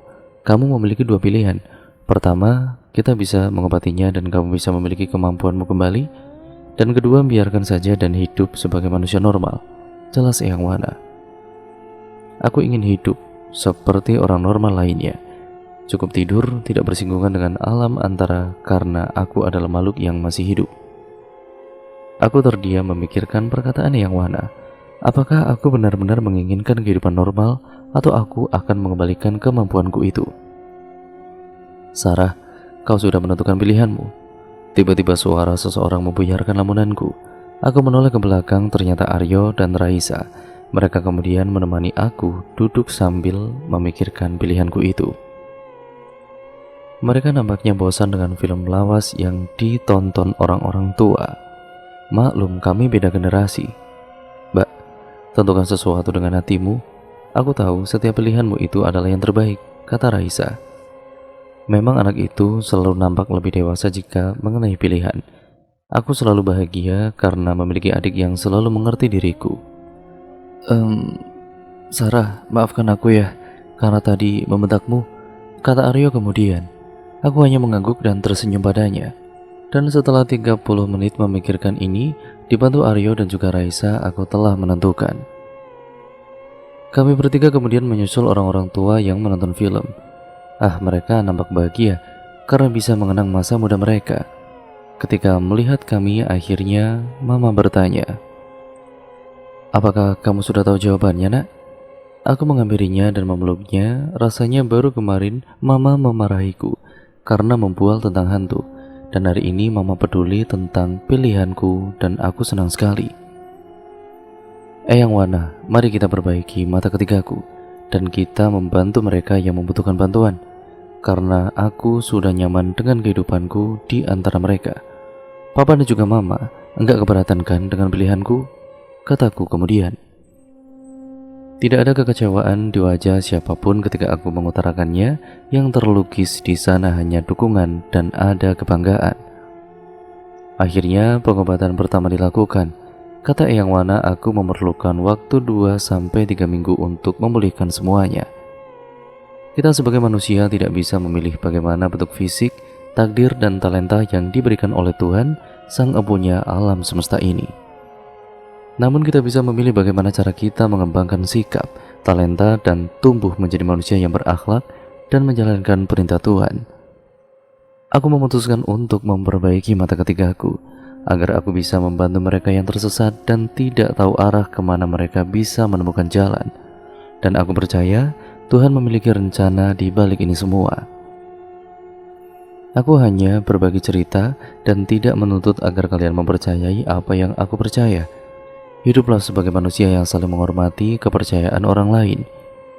Tidak mesti harus ikut percaya, namun cukup dengan tidak mengusiknya. Setelah pengobatanku selesai, aku kembali melihat mereka, si Kuning, Artika, Nenek, dan kemudian mereka pun mengucapkan perpisahan dan terima kasih, serta mereka berkata akan menungguku di sana. Nenek akan menyiapkan jalan bagi keluarga kami. Katanya aku harus menjaga Yangkung yang keras kepala itu. Semenjak malam itu, Papa dan juga Mama selalu mendukung apapun pilihanku. Dan kami pindah ke Jogja. Perusahaan di Jakarta dijalankan oleh orang kepercayaan keluarga kami. Papa sesekali ke Jakarta untuk melihatnya.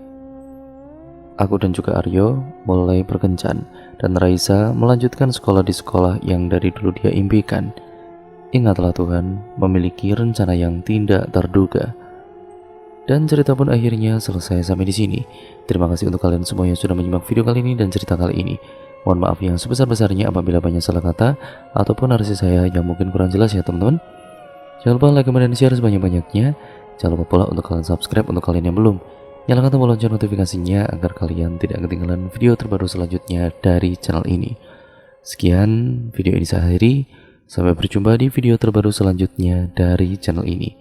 Wassalamualaikum warahmatullahi wabarakatuh.